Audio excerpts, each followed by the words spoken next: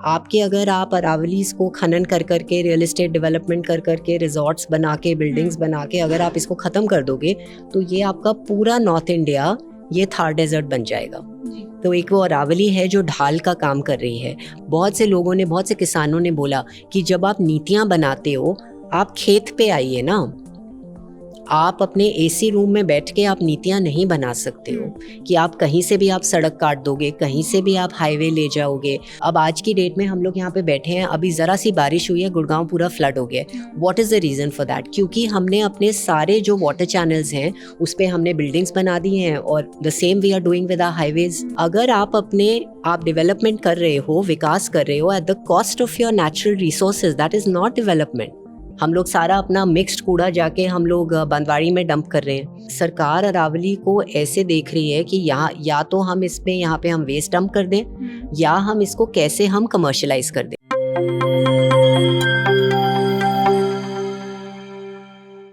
नमस्कार, मैं हूं शरी शर्मा और आप देख रहे हैं जेपी हरियाणा। दोस्तों, हरियाणा में विधानसभा चुनाव होने जा रहे हैं। जल्दी चुनावी मैदान में उतरी पार्टी अपना घोषणा पत्र भी जारी करने जा रही है। अगर हम सोए रहे तो राजनीतिक दलों के घोषणा पत्र अपने हिसाब से आएंगे, और अगर हम सजग रहे तो फिर इन घोषणा पत्रों में पर्यावरण जैसे मुद्दों को भी शामिल किया जा सकेगा। हम अपनी समस्याएं राजनीतिक दलों तक पहुंचाएं, लेकिन हमें अपनी ऊर्जा हरित घोषणा पत्र तैयार कराने में लगानी है।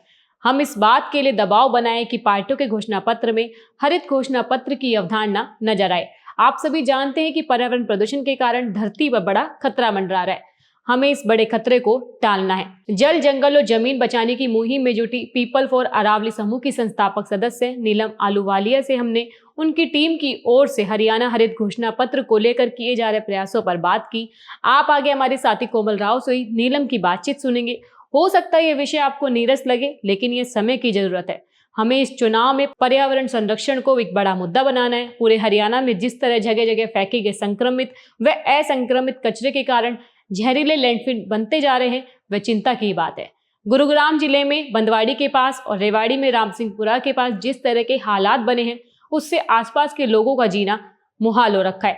जमीन बर्बाद हो रही है, जल प्रदूषित हो रहा है, वायु प्रदूषित हो रही है, लेकिन सिस्टम मानो सो रहा है। बंदवाड़ी के कारण अरावली के प्राकृतिक स्वरूप पर संकट है। अरावली को बचाने की बजाय खनन माफिया इसका दोहन करने में लगे हुए हैं। समय रहते अगर लोग सजग नहीं हुए तो फिर बचाने के लिए कुछ भी नहीं होगा।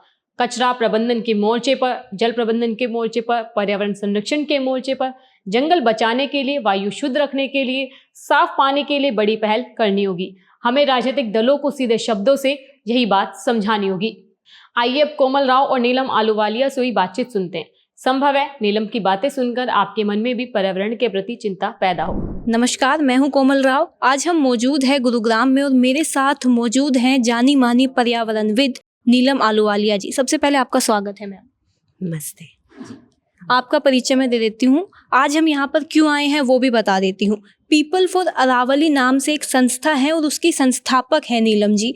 ये पर्यावरण को बचाने के लिए, जल जंगल ज़मीन बचाने के लिए सबको मेहनत करनी पड़ेगी, ये सबका काम है। लेकिन इस काम को फ़िलहाल जो आगे लेकर जा रहा है वो एक नाम है नीलम आलूवालिया। इनसे जानते हैं कि ये पीपल फॉर अरावली बनाने की ज़रूरत क्यों पड़ी, क्या ये संस्था है और ये क्या करना चाह रही है, क्या मुख्य काम होंगे इस संस्था के। सबसे पहले आप यही बताइए कि जो आज का ये प्रोग्राम था, ये आई गेस इसी संस्था के बैनर तले प्रोग्राम हुआ है। हरित घोषणा पत्र, आपने ये एक पत्र निकाला और आप चाह रहे हो कि इसकी शुरुआत हो, ये सब क्या है?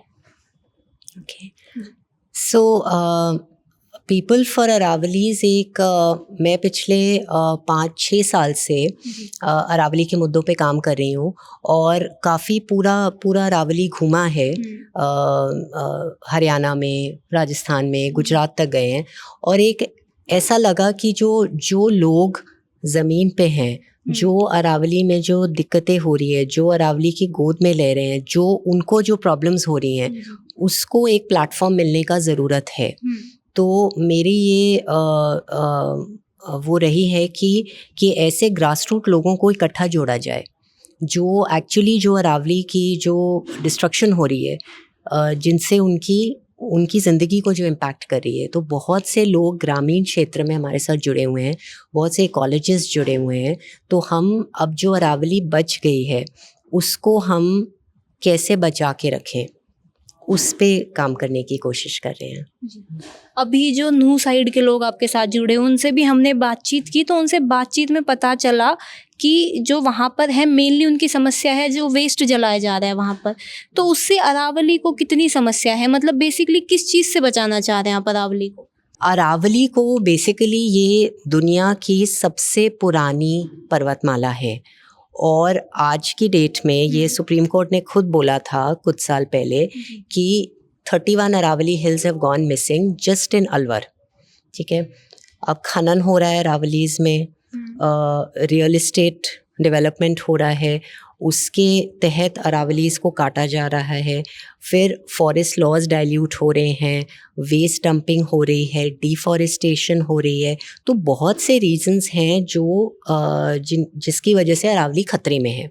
तो आज की डेट में अभी अगर कोई ऐसे इस टाइप की स्टडी हो कि Aravallis run from Gujarat all the way till Delhi, so 692 kilometres की रेंज है and this is the only barrier north west India के लिए। ये क्रिटिकल है। क्रिटिकल क्यों है? क्योंकि it stands as a wall between Thar desert on this side and your entire eastern Rajasthan, Uttar Pradesh, Haryana, Delhi. आपके अगर आप अरावलीज को खनन कर करके, रियल इस्टेट डेवलपमेंट कर करके, रिजॉर्ट्स बना के, बिल्डिंग्स बना के अगर आप इसको ख़त्म कर दोगे तो ये आपका पूरा नॉर्थ इंडिया ये थार डेजर्ट बन जाएगा।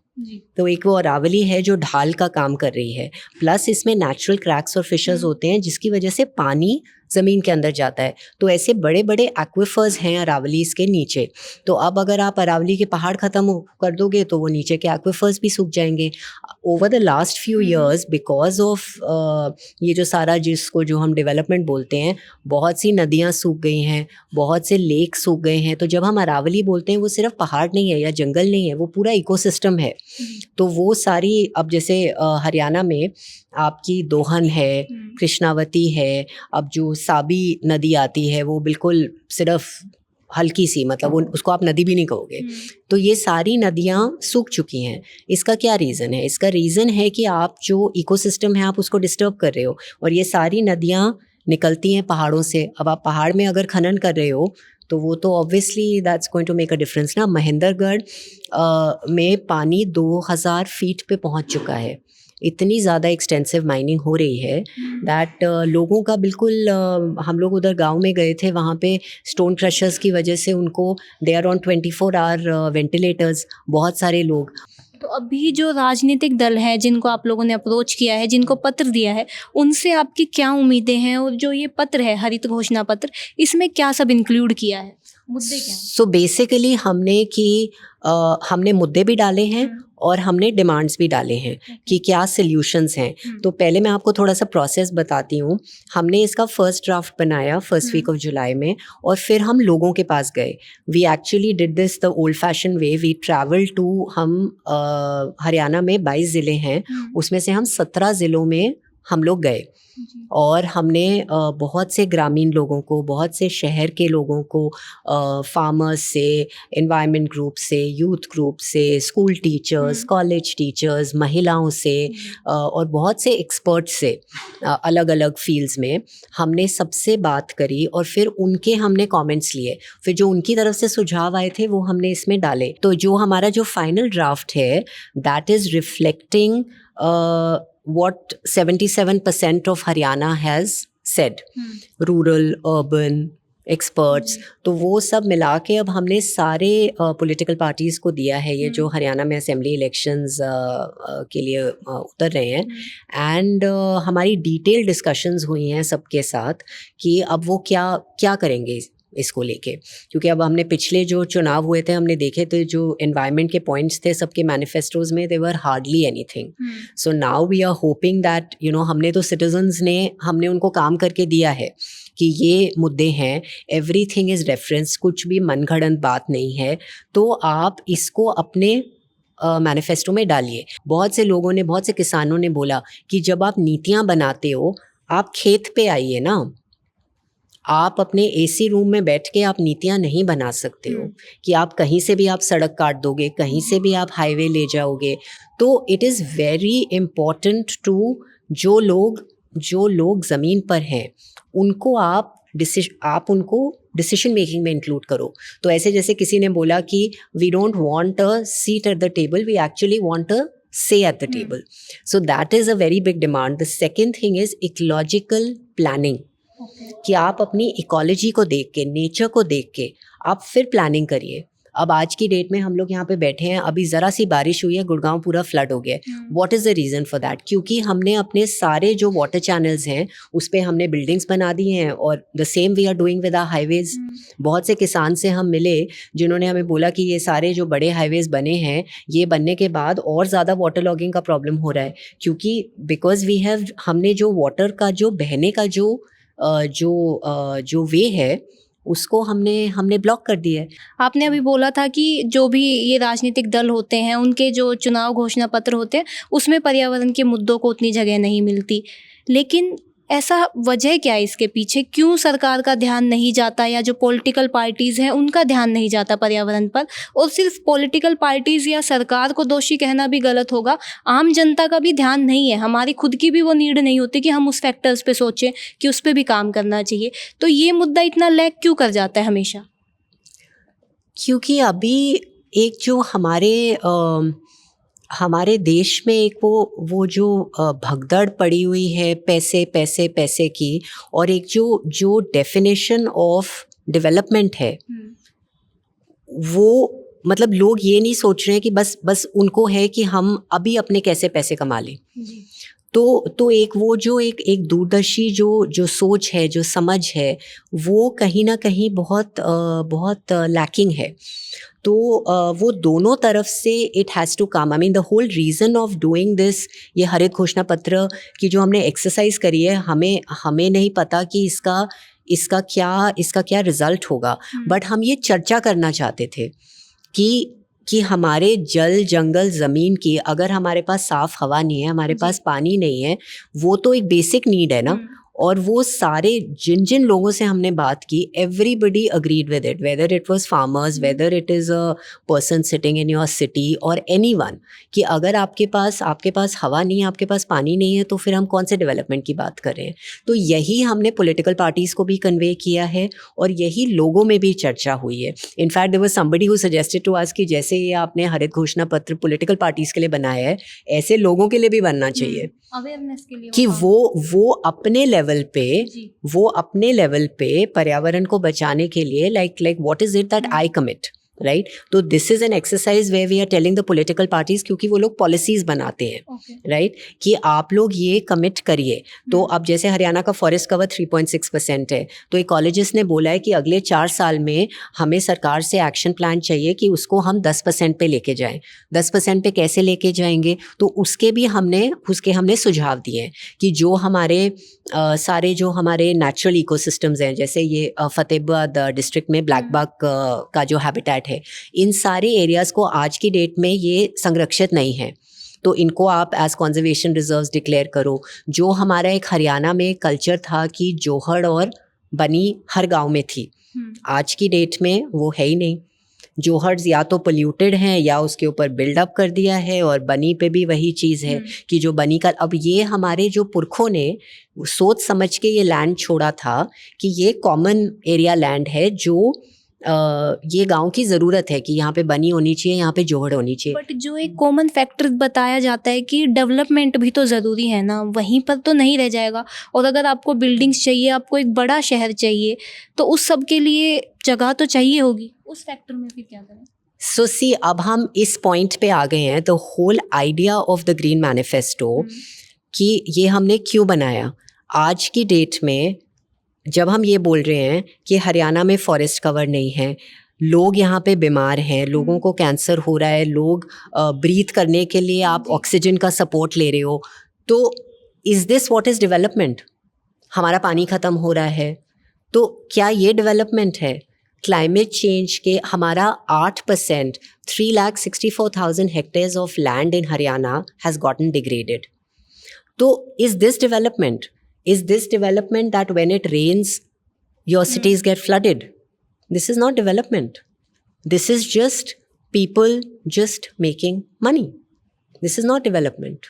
So development ऐसी होनी चाहिए जो आपके अगर आप डेवलपमेंट कर रहे हो, विकास कर रहे हो at the cost of your natural resources, that is not development.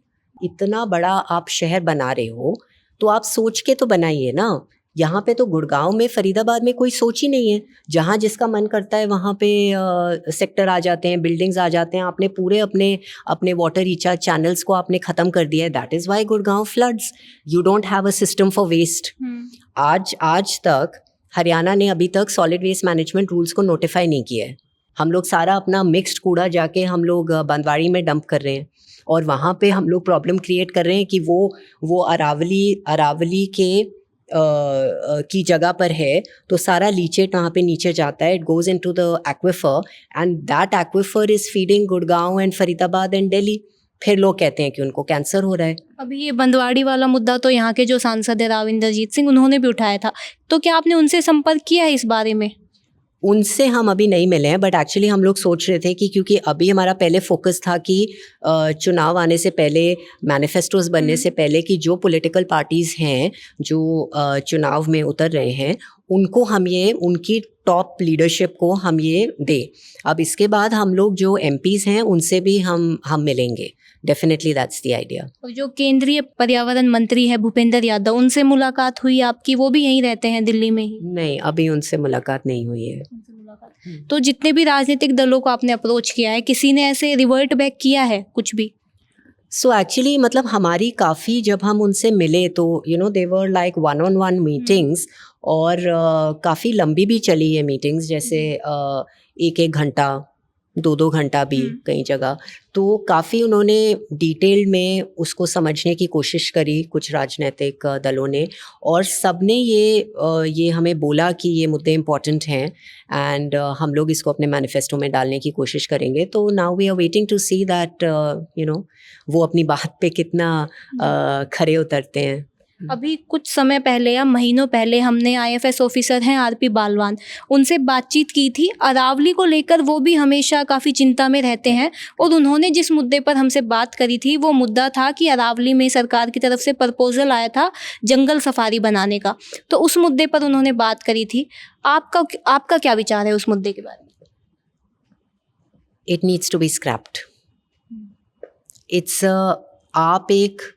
हमने एक रिप्रेजेंटेशन भेजा था हरियाणा गवर्नमेंट को और मिनिस्ट्री ऑफ एनवायरनमेंट को भी, कि और उसमें बहुत सारे कॉलेजेस ने ये बोला था कि ये प्रोजेक्ट स्क्रैप होना चाहिए, और उसका अल्टरनेटिव प्लान दिया था कि आप उस 10,000 एकड़ में आप क्या कर सकते हैं अरावली को कंजर्व करने के लिए।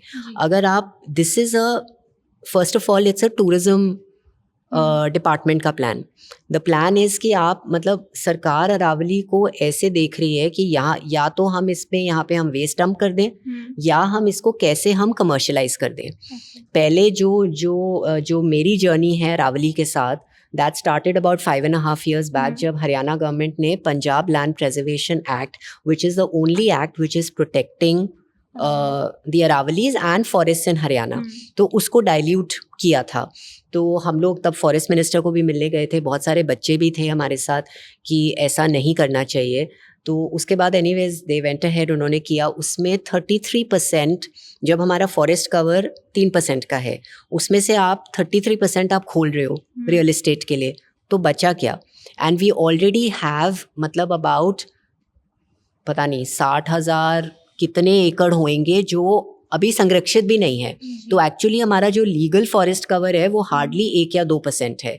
तो हमारी तो एक्चुअली बहुत बड़ी डिमांड है कि आप सारे जो हमारे फॉरेस्ट हैं उनको आप सबको पंजाब लैंड प्रिजर्वेशन एक्ट के अंदर लेके जाएं। तो उस समय मैं आपको बता रही हूँ, तो हम इस पूरी चीज़ को हम सुप्रीम कोर्ट लेके गए, और सुप्रीम कोर्ट ने ये फैसला दिया जुलाई 2022 में कि सरकार बोल रही थी कि अगर हमें PLPA लागू करना पड़ेगा, क्योंकि सुप्रीम कोर्ट ने बोला कि आप सारी इलीगल इंक्रोचमेंट्स हटाओ। तो उन्होंने बोला हमें तो पूरा 40% गुड़गांव डिमोलिश करना पड़ेगा, क्योंकि वो they were trying to confuse the thing between special section 4 and general section 4 of the PLPA। तो सुप्रीम कोर्ट की ये रूलिंग आई कि जो हरियाणा गवर्नमेंट का एफिडेविट है वो गलत है, और जो सारे इलीगल इंक्रोचमेंट्स खड़े हैं अरावलीज में स्पेशल सेक्शन 4 में वो डिमोलिश होने चाहिए, और जो 30,000 हेक्टेयर ऑफ फॉरेस्ट हैं अरावलीज में और शिवालिक्स में, 80% अरावलीज में हैं, वो पंजाब लैंड प्रिजर्वेशन एक्ट के अंडर हैं और वो सेफ रहेंगे. So that was a huge win for us. So अब हम इसको we are taking it a step forward and we are saying कि बहुत सारे फॉरेस्ट हैं जिनको कोई लीगल प्रोटेक्शन नहीं है, कि उनको भी आप पंजाब लैंड प्रिजर्वेशन एक्ट के अंडर लेकर आइए. क्योंकि जब हम बोल रहे हैं कि हमारा सिर्फ फॉरेस्ट कवर 3.6% का है, तो उसको तो आप संरक्षित करिए ना, और फिर हम कह रहे हैं कि उसको आप बढ़ाइए. तो आप बनीज को आप फिर से लेकर आइए सारे गांव में. तो हम ये तो नहीं कह रहे ना कि आप 80% आप फॉरेस्ट कवर कर दो, पर आप एटलीस्ट हमारे नेशनल एवरेज पे तो हमें लेके आइए ना 21%. जब हम बोल रहे हैं अभी कितने मेंबर जुड़ चुके हैं इस पूरी संस्था के साथ? हमारी ये, मैं इसको संस्था नहीं बोलूँगी क्योंकि ये एनजीओ नहीं है, ये एक नागरिकों का ग्रुप है और इसमें बहुत से अलग अलग लोग जुड़े हुए हैं. इकोलॉजिस्ट हैं, कॉन्जर्वेशनिस्ट हैं, जो गांव के लेवल पे लोग पानी का काम कर रहे हैं या वो किसी ना किसी वे में वो पोल्यूशन से पीड़ित हैं या माइनिंग से पीड़ित हैं, उस टाइप के बहुत से लोग जुड़े हैं. फिर across India there are a lot of people जो ये समझते हैं कि अरावली उनकी धरोहर है क्योंकि it is India's oldest mountain range. तो वो सब हमारे साथ जुड़े हैं. तो बैकग्राउंड में कोई डॉक्यूमेंटेशन का काम है, कोई और सोशल मीडिया का काम है, तो इन चीज़ों में वो हेल्प करते हैं. तो हमने ये कोशिश करी है कि Aravallis, it is our national heritage. It is important to save it. And there are a lot of people sitting across the country who feel that. So बहुत से अलग अलग टाइप के लोग हमारे साथ जुड़े हुए हैं. इन्हीं सब बातों के साथ अब हम समापन करते हैं. धन्यवाद, आपने हमें समय दिया.